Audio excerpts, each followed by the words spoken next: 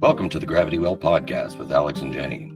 Here, you break down heavy ideas with us to understand their complexities and connections. Our mission is to work through your dilemmas with you, in conversation and process, making our world a better place for all. We acknowledge that we live on the traditional territories of Treaties 4, 6, 7, 8, and 10, the ancestral homelands of diverse First Nations, Inuit, and Métis peoples, whose ancestors have walked this land since time immemorial, and whose histories, languages, and cultures continue to influence our vibrant communities. We pay respect to Indigenous people through our ethical relationship building efforts. Our community agreement asks for genuine conversations, real hearts, open minds, and different perspectives. In conflict, let's rely on our 6W system and live participant feedback. What matters most is finding common ground. We dedicate this podcast to our children, nieces, nephews, grandchildren, and all future generations. The Gravity Well is on YouTube and streaming wherever you get your podcasts. Join us at thegravitywell.net. Welcome. This is our season finale. We made it. I can't believe it's been 35 plus episodes later, and here we are. Thank you very much for everyone joining us. So you should see some familiar faces. Muriel was with us in episode 12. Gabrielle's been with us in the last few episodes in 29 and 33. Lyse was also in episode 12, and Beau was in episode 20, and Janet was in 6 and 19, I think. Yeah, thanks. I'm not used to having somebody in the center like that. Janet, please wave at me if I accidentally miss you in some capacity. But thank you, everybody, for being here. And Tom, sorry, I need to lead with the end, which is Tom is an extension of the Polluter Pay Federation. I'll let him introduce himself properly. But Tom and I have been working through that group. So Reagan and Mark, you would remember, and Dwight and Fern, for that matter, were on the show. So thank you again for being here. So today we're trying to just celebrate. It's been a big year of learning for Alex and I, for sure. And we're really grateful to all of you for giving your time to us and helping us build this project, especially when it was not well understood when we started, right? So really appreciate your flexibility and also the importance of the things that we're covering. I'm looking at you, Muriel. We have important issues like water. We're going to try and set that aside today. Try and think about some things that inspire us. So I really think that music can bring us together in ways that we can't imagine. And music shows us that we're able of creating something new, always. So it's a really good marker for that for us. But most importantly, music can inspire meaningful change. So my song, and I grew up listening to a variety of things, but the Guess Who was one of my favorite bands when I was in high school. So some of the more obvious ones is, American Woman, which, by the way, I don't know if you know, but it was created on the stage at Woodstock. So apparently the band was arguing about the song.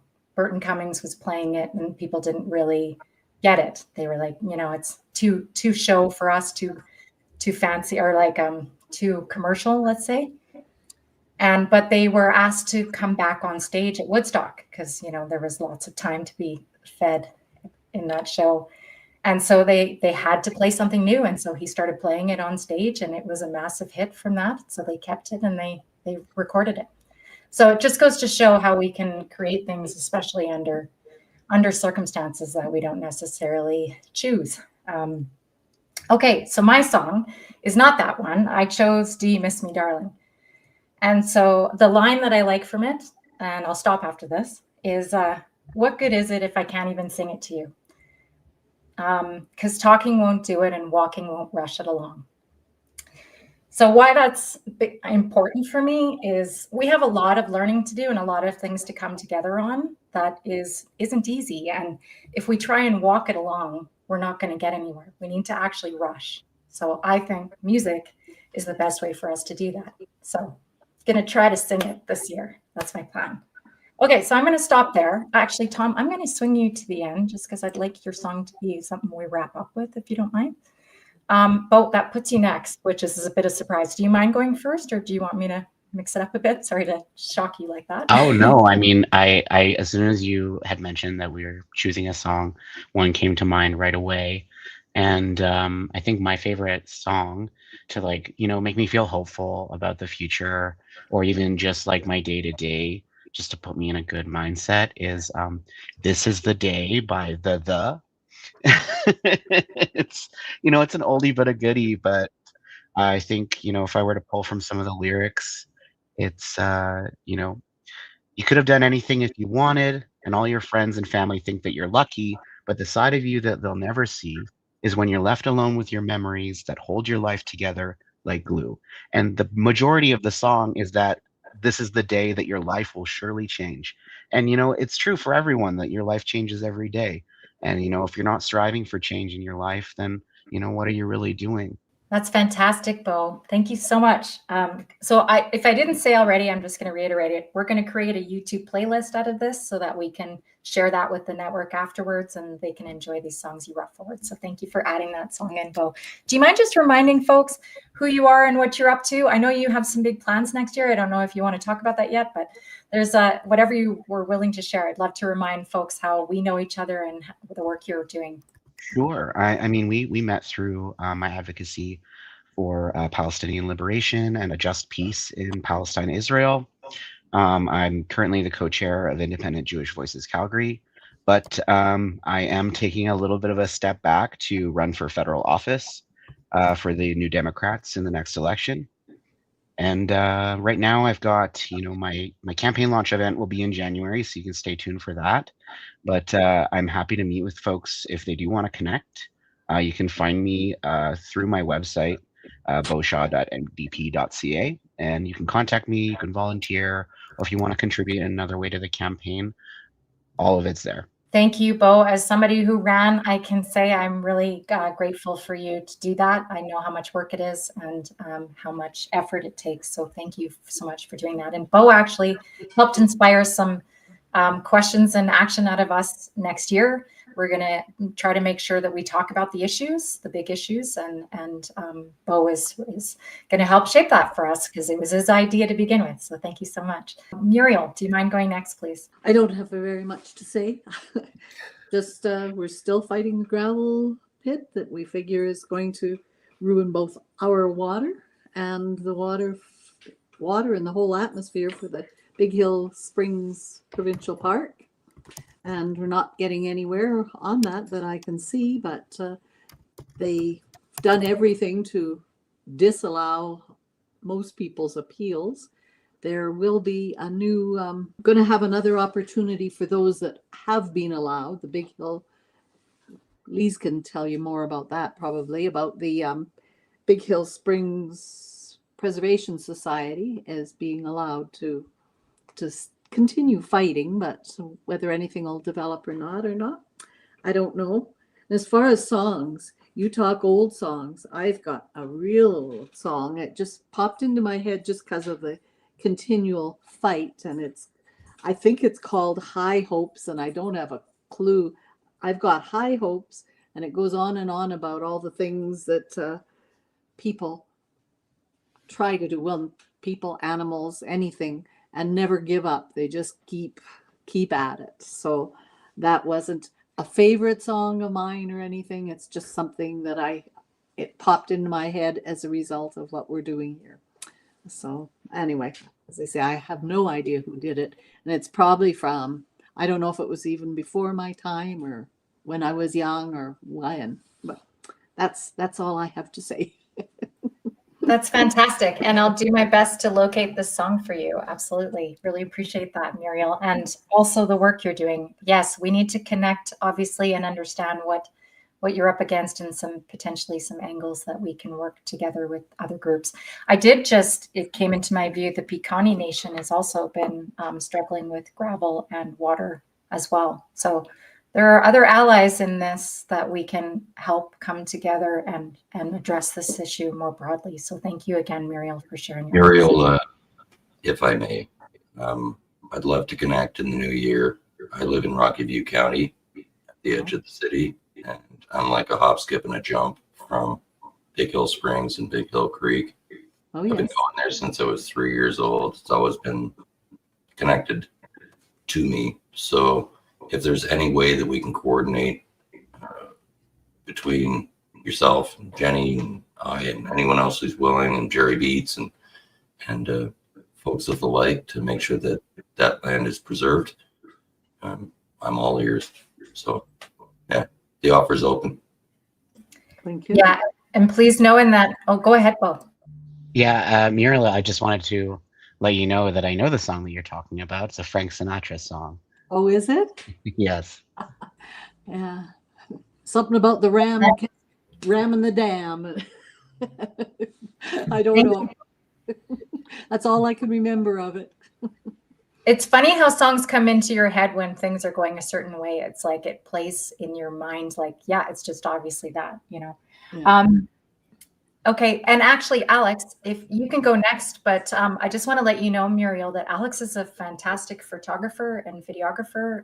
So if there's anything that he can help bring to light in that way, that's what he means connecting with you as well. Please know that. Okay, Alex, you go next, please. Well, that offer is actually open to anyone who wants beautiful photographs taken of whatever region they're standing for. So that always remains open. My song is actually Adiago of Strings. On my third near-death experience, that was the first song that popped into my head. It's 9 minutes, so I don't expect you to be patient enough to listen to the whole thing. But there's a Venice orchestra. It's probably the most beautiful performance of this song I've ever seen in my entire life. And my wife and I already have plans to go there to see it again, like live, because even just on film, it's amazing.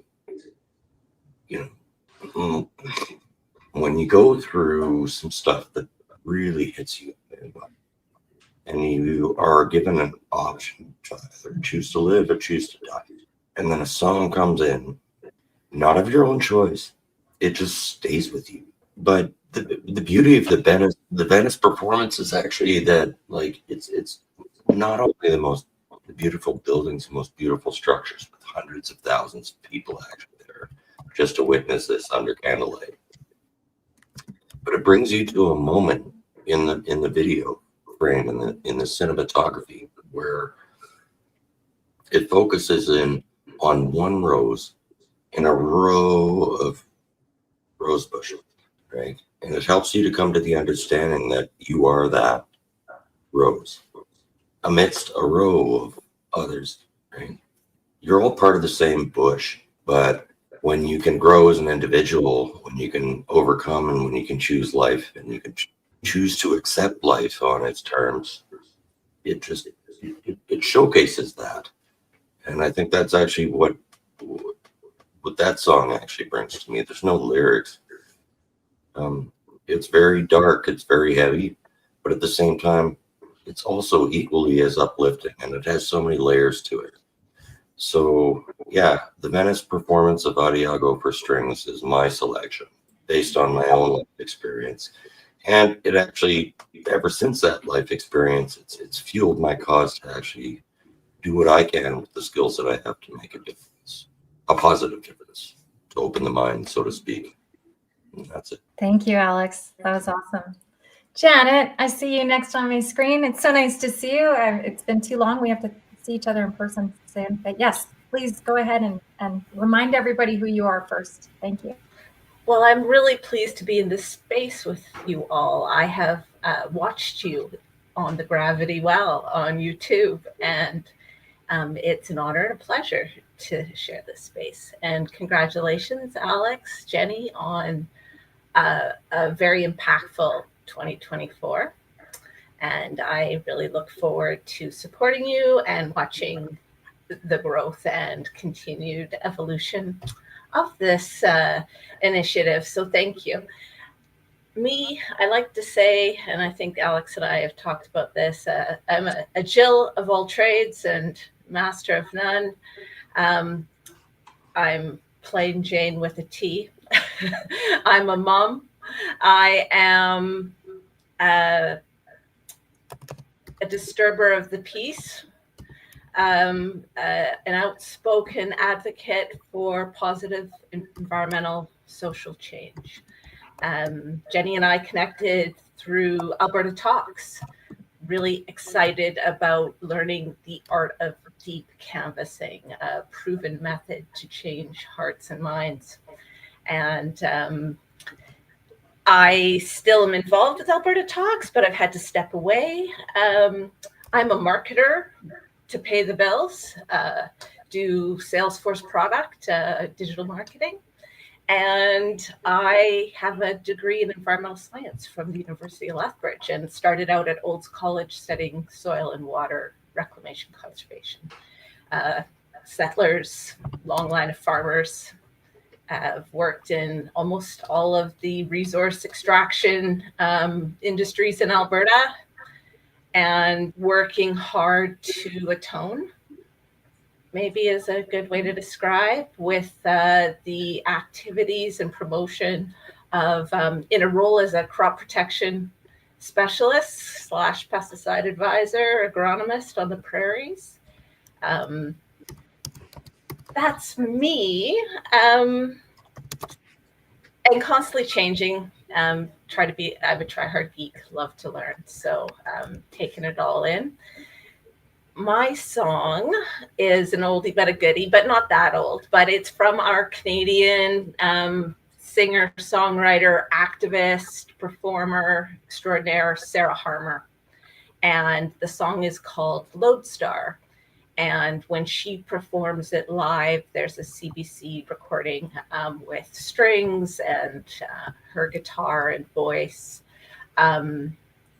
It's emotional, it's a love song, and it brings in the things that I love. And I'm going to try not to cry. But these things happen. But some of the lyrics, like, and funny, I was listening to it the other day, thinking, would this be my pick? And I knew it would be, but I never really considered the line. She talks about, well, one of the stanzas is, out on the night, out on the water, we pull the boat back to shore, breathe in the air and the stillness of the bay, intensity of stars reflected in the water, silently ignite. The ore drips in or dips in to oil like water, and we are away. And I just love that with the strings, and then it just, like, the tempo of the song builds into crescendo, and then she brings it back into this really intimate, you're alone in the world on a beach with someone you love. And it's a great song. But when I was thinking of the imagery of that stanza and the ore dipping into oil like water, I hadn't heard it in that context, and I could see the slick of petrochemical on the surface, and I was like, oh, that changes it. And so I hope I don't listen to it in perpetuity for, like, thinking about oil spills now, but yeah, that's in there too. So yeah, thank you, Jenny. Isn't it funny how there's things that you rewatch now? In fact, Gabrielle, before I lead into you, we've been watching movies, trying to turn off the world for a bit lately. And I was watching how little the natural world is a part of the discussion in any of these movies. It's just, like, from our last conversation when you were talking about how it's not a part of the equation, it's really come into my view. So Janet, you said you're hearing these lyrics differently. That's what's happening to me with a lot of shows, I find, as well, is that I watch them with a new lens and think, oh, I never thought about that when I saw it the first time. And yeah, some of them stick and some of them it's like a line in the sand. But that song sounds beautiful, so I'm sure it'll stay with us. Thank you so much for bringing that in. Okay, Gabrielle, if you wouldn't mind going next, please. Thank you, everyone, for sharing your songs and what what you do. I think for me, what I do and how I would describe some of my work is really around, it's just, I guess it's, I don't see myself as this, even though it's my job, right, as this a university professor and with these titles and all of that. It's more about creating some kind of bridge of understanding, first for myself. And I did say it in our last episode, Jenny, where I talked about sense making and making sense of what feels like a very senseless existence, and an existence that is towards what? Like, there's very little meaning in the 9 to 5 grind. There's very little meaning in the constant push for publications. Knowledge is currency, and that's my world, essentially my job. And so losing a mentor of mine in 2023, Dr. Betty Bastine, who pushed for this transformation, and it really had me look at what are the reference points that I'm making meaning from in my life right now. As a human family, we are at the verge of our own destruction, and it's happening. Like, I wonder now what kind of future we're leaving for these young people, and I think about it, and yet it's just more and more and more. It's just more taking, and and so one of the songs that I picked is Famous Blue Raincoat by Leonard Cohen. And I mean, it may seem like, and I was thinking about it because I wanted to, what is one of my favorite songs? And that's it. And I only heard it probably maybe about 10 years ago. And I remember I was writing my dissertation for my PhD, and I was in the throes of just trying to write. And then I'd go away from the computer for a while, and then I was playing a Leonard Cohen playlist on my just on the streaming, and that came on, and it was so haunting, and I had to listen to it over and over again. And then I listened to the lyrics, and now I must listen to it every week. I listen to it, and some of the things, like, I'll just read the first part of the lyrics here. Is it's 4 a.m, the end of December, and I'm writing you now just to see if you're better. New York is cold, but I like where I'm living. There's music on Clinton Street all through the evening. And there's something about 4 o'clock in the morning. Maybe that's when I'd get up at 4 and I'd start writing. And so it struck me, and it goes on. And one of the things that really sticks out for me for the song, and I'm sorry, Liz, if my words are choppy. I hope everybody else, if you could hear me, but it's about what's taken. It's what's taken from us, but what are we taking? And it's what are we trying to keep? And so Jane is the focus of this song. And when I think about what everybody's talking about here, about our water, it's not even our water, it's like we belong to the water and we belong to the land. And I think, when we reframe things, and who is Jane?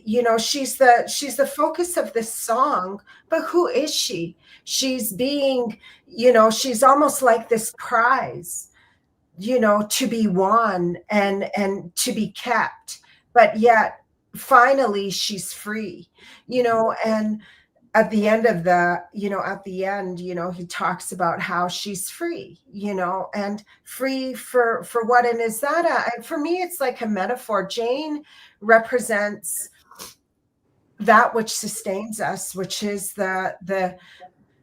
our earth, the earth that we belong to. That's what she symbolizes. That's what she's a metaphor for that. And patriarchy is so, I feel like it is so it's such a theme in this song. And it's like there's these two men, and there's imageries from the Bible, Cain and Abel, and it's so powerful. It's so haunting.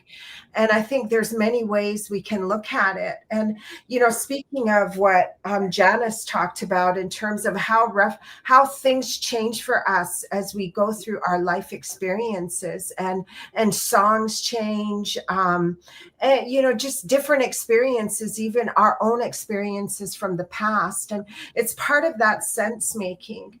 And so, what I do is really about making sense and trying to have some clarity on what is happening. What are we doing as a human family? How we've grown apart is it's beyond me. How we can walk by people who are homeless downtown and just blame them for why they're homeless. It's like, where have we gotten in our society, in our family, that we can turn our backs on each other in that way? But I think it starts with the land and the water, because we've turned our backs on the land and the water, and and that's where it all starts. So I really think we need to get back to that. So I'll just stop there. But yeah, thank you. That was brilliant, Gabrielle. I'm going to listen to this song on repeat tomorrow, I think. Thank you so much. Colin, you joined us. This is wonderful to see you. I don't know if you caught what we're talking about. I can give you a little direction if it's helpful. Just, again, who you are, what you're working on that, brings you to this community. And then lastly, a song that you want to share that inspires you. Thanks. Yeah, thanks for letting me join a bit behind schedule. Congratulations on 1 year of the Gravity Well. Thank you, Gabrielle, for your words. What resonated near the end was just, it all starts with the land and water. And that's really what I've been working on, trying to figure out what that means and how do I play a role in having a positive and reciprocal relationship with the land and water.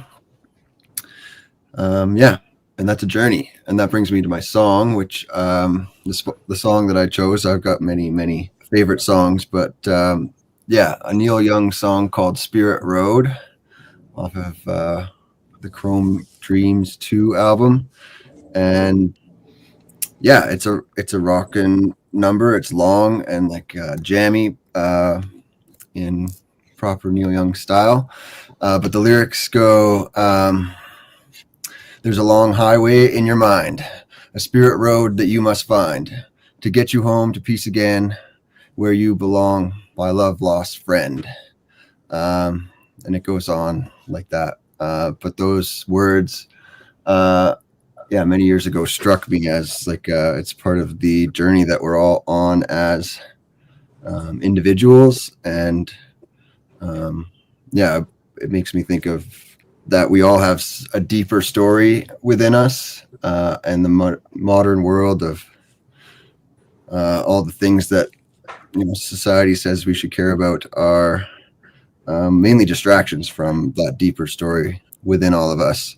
And that spirit road that you must find, or we must find, is that voice that's you hear when you're walking in nature or alone. Just we all have this like the earth maybe speaking through us, and I think most modern humans don't know that that's possible, and aren't able to hear that voice because it's so suppressed by the world and the world that we live in. But it is speaking if you're willing to listen, and it's a long. Let me see if there's some other lyrics here. I don't know. A speck of dust in a giant's world. There's a spirit road that you must find. A long highway in your mind. Don't feed the snake. It'll turn on you. You starve it out. That's what you do. And it makes you lie. It makes you cheat. It steals your shoes. And it cuts your feet. That I think is referring to, or at least how I interpret it, is, modernity and society and ego telling you one story, but your soul or your spirit has a deeper story that wants you to come back to it. And then in that, you have gifts to offer to your friends and your neighbors, and to your land, to the land, and to the water. And that deeper story is what I hope more of us can find in that long highway in our minds.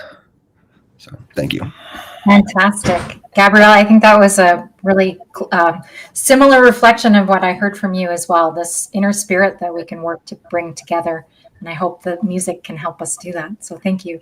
KJ, I hope you're, let me just give you a bit of info before you go. But again, it's just a reintroduction of yourself, what brought you to this space, and then a song that inspires you in your work and your life. Thank you for joining us again. Thank you. Oh, there we go. Not muted. Yes, thank you. Sorry, apologies about showing up a little behind here. Had my time zones mixed up, of course, because I'm on the east side of the country. So I was like, wait a minute, is it? Yeah. So to back that up, I guess to reiterate, I guess the best summarize what I do or who I am is that I focused on my work on trying to honor and amplify Indigenous identities and stories. As a professional, my background spanning within leadership, specifically in creative work, advertising industries, cultural advocacy. My journey has been about building bridges between these communities. And now going further, as I get older, now I'm wearing multiple hats into education, community advocation, cultural consultant, that kind of thing. Let me see. So song, I wasn't quite prepared for that. The song question. We can come back to you on that one if you want a little time. Yeah. I'll have to give that one some thought because there's a lot there. There's a lot there. Yeah. Okay. So if that's the case, what I'm gonna do, Tom, is I'm gonna name or go through the songs that people have offered that weren't able to join us today, and then we'll tee up your song. So while I'm gonna let you introduce yourself as well. I'll quickly do. I'm sorry. I'll quickly. You know what? You go first. Let's do you. Let's do your song, and then we'll do the rest. Okay. Thank you. Yeah. So my turn to introduce myself. Yeah, please. Oh, Sorry. yeah. Thank you. Okay, Please introduce yourself, and then I'll tee up your song for you. Thanks so much. I'm Tom. Hello, everyone. Feel very special to be here at this important milestone, and congrats, Gravity Well. I, much like a bunch of folks on here, a bit of a Jack or Jill of many trades. Actually, Janet, that quote is incomplete. The other half of it is, what is it? The master of none. Better. Certainly better than a master of one is the other half of it. I do a lot of media work. I kind of straddle between like producing videos. Sometimes I do animation. Sometimes I do marketing strategy.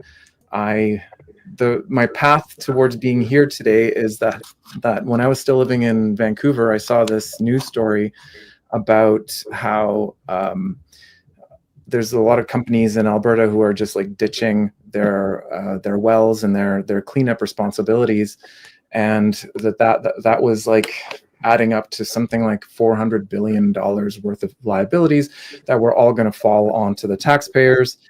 And but these clever young men came up with this great plan of, well, you know what, if we seize those assets, we can put all the oil workers back. Like all of the oil workers at the peak of the boom could be employed for minimum 25 years, right? So it would be like a boom to the province for employment, and we would get out in front of this massive tidal wave of liabilities falling onto taxpayers.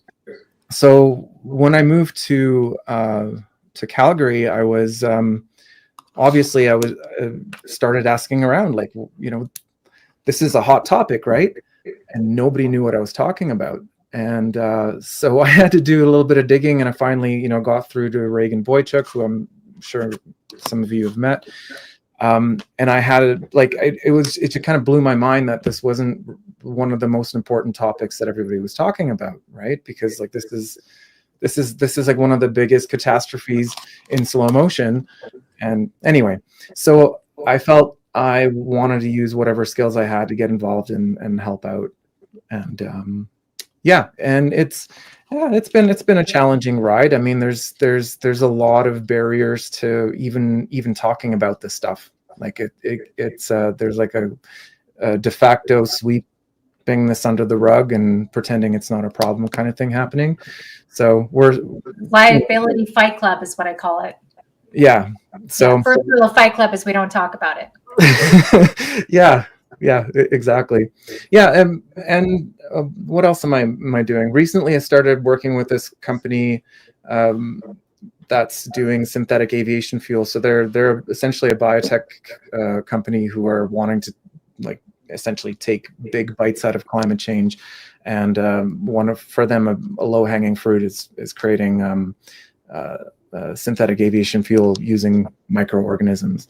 And there's not really anybody. I think there's like 2% of all global emissions are from aviation, right? So that would be, there's actually a mandate to phase fossil fuels out of there in the next decade or so. So, and there's not really any other competition. So that's one thing I'm working on.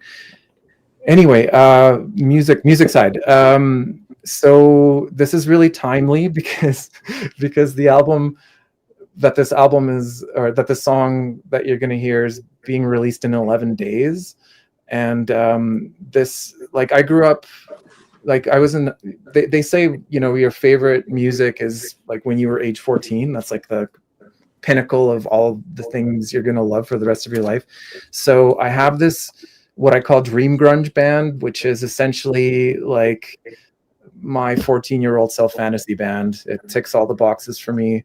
And the song that you're going to hear is essentially like the way I write music is I create spaces that I want to feel things in, if that makes any sense. So this was like a really, this is coming from a perspective of how am I going to what is my perspective going to be on my life after I die? So I mean, it's not really like an uplifting song, but it is like a place I like to think in and feel in, just to kind of think about, how am I living, what's happened, what am I happy with, not happy with. And I don't really like to like just grab random lines from songs. I think they all matter, but I think probably the most poignant line is like, we are never the person we are aching to be. There's a music video for it, which we had our little guys dress up in skeleton suits and chase our friend Tad. So the song's called Glad, Sad, Mad, Rad, which has absolutely nothing to do with the actual song. And our friend's name is Tad, so we thought we have to get him in the video. And it's cute. Yeah, but it's about death. That's okay. This is amazing. Thank you so much for sharing this with us. I'm going to get it going for us now.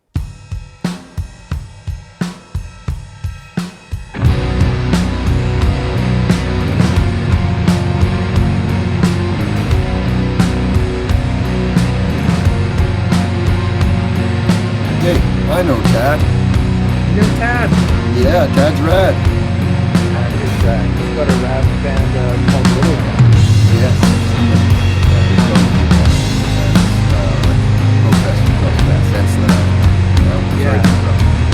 Our guitarist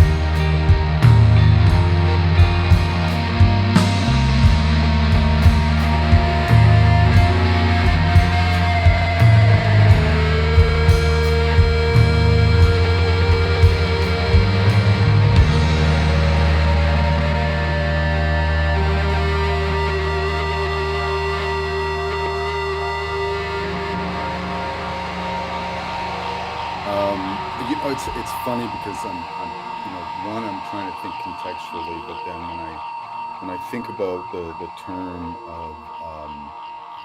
of creating a playlist, I think of something that's I guess it harkens back to being of like grand importance in a weird way. The two musicians that probably had a greatest impact on me, aside from American ones, was Fela Kuti. When I was 18, discovering Fela Kuti was like groundbreaking.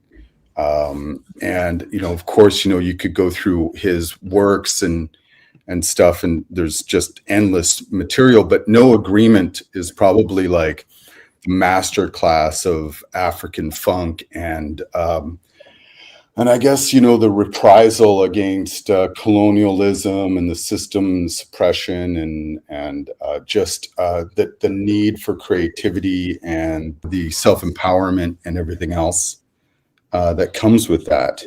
I could put a link into Fela Kuti's No Agreement. That's where I would probably go. Awesome. Thank you, KJ. Improvising. I love it. Thank you so much. Okay, so I'm just going to offer the few other ones that we were given, just from folks that couldn't be here. So Jim Campbell offered James Taylor's "You've Got a Friend in Me." So of course everyone knows the lyrics of that. "You've got troubles, I've got them too. There isn't anything I wouldn't do for you. We stick together, we can see it through because you've got a friend in me." And then Dr. William Carroll from